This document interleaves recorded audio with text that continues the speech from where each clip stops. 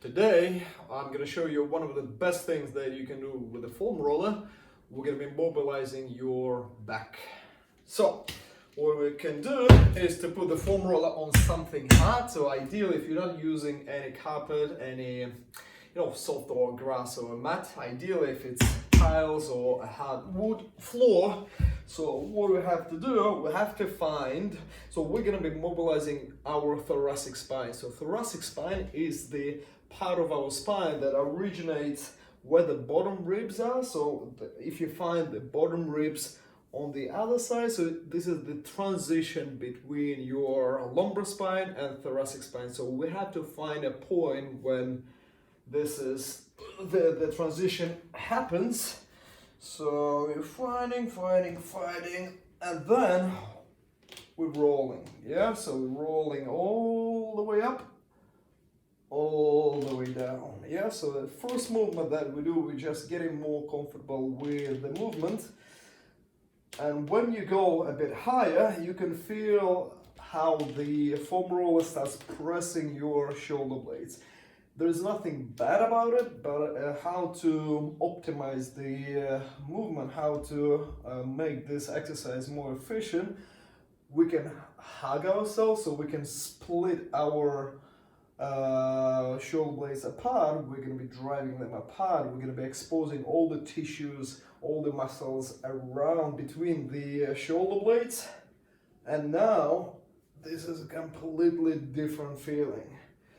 So we're starting with just rolling all the way up, all the way down to your transition of the lumbar spine. Remember where the ribs are, all the way up. Oh. And now, when we get a bit more comfortable with the movement, now we can work on your extensions, on your thoracic extension. So in order to do it, so you see my hips are on the floor, I'm hugging my shoulder blades. And now what I want to do, I want to drive my chest, so my upper body, slightly back. And I bring it up, I go a little bit higher, and I go slightly back and up.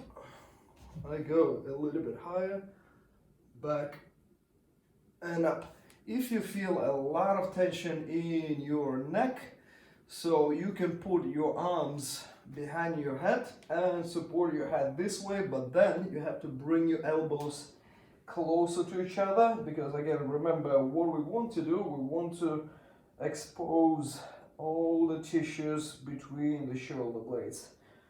And then we're gonna go all the way back, extending and flexing a little bit higher, flexing, extending. Now let's go all the way down to the lumbar spine. And now what we can do, we can lean slightly to the side, slightly to the other side, so touching your lats, touching the muscles around your mid-back, slightly to the left, slightly to the right, a little bit higher. We're gonna do the same thing. We're gonna extend, flex, lean. So I like to do it with my shoulders hugged, but a lot of my clients, they feel a lot of pressure in the neck, so you don't need to feel it.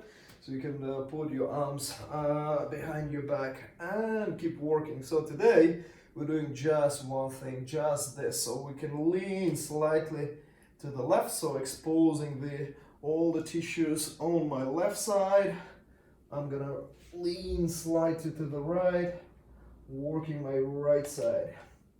I remember I used to tell my clients, if there was one stretch, one mobilization thing, one exercise that I wanted them to do every single day, that would be this one.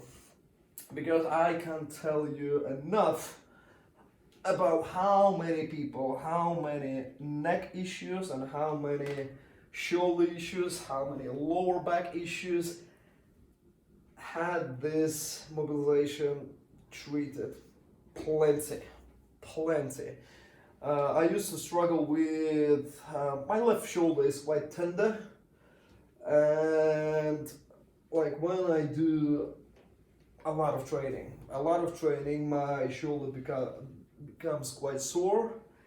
And strangely enough, this exercise removes all the tension. Because why? Because we are mobilizing all the areas between the shoulder blades, your thoracic. So now your shoulder blades will be able to move freer. So we're removing the tension from your back, from the mid back, from the upper back, and we're teaching our body, our upper body, our spine, how to extend just the thoracic spine, yeah, without engaging the lower back. So this is not the right way. The right way, if you keep your core tight and then you extend just your chest, just your rib cage, and then you go back, then you lean to the side, lean to the other side. Oof.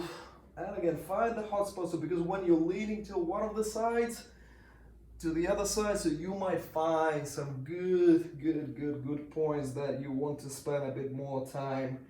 So ideally, if you're not bringing your hips too high, so ideally if you keep your hips relatively low and relatively close to the floor. So I used to do, when I used to have a lot of problems with my shoulder, I used to do it every single day, every single morning. What I did, I went downstairs, I took this roller, and I just rolled for 5 to 10 minutes. So you're just rolling, mobilizing, leaning, going a little bit higher, slide it to the left, slide it to the right, extend, support your back if you need to, support your head if you need to, bring it up. And over the last day I've done quite a bit of back training with kettlebells, so now I'm falling back in love with kettlebells. It's like ultimate training tool that probably everyone needs to have at home. So all you need 3-4 kettlebells, different weights, and you can train your whole body. Now when we are in the lockdown and when I don't have the luxury of unlimited amount of tools in the gym, kettlebells work just fine. Maybe even better because there are so many multi-planar movements that you can do with the swings, with the wood tubes, with basically unlimited amount of things. All you need is just patience, time to learn things, learn new skill, because there are a couple of things that you need to walk through. But enough about kettlebells. It's all about the back now. But the reason why I started to talk about the kettlebells was that I've had quite, sore in a good way, quite stiff upper back, because I've done quite a few kettlebell swings over the last couple of days, and my back and back of my shoulders, traps, a little bit in the lower back, specifically in the glutes and hamstrings, felt a bit sore. So now I'm doing this more often, and you should too. All right, if you have any questions, please let me know, and I'll see you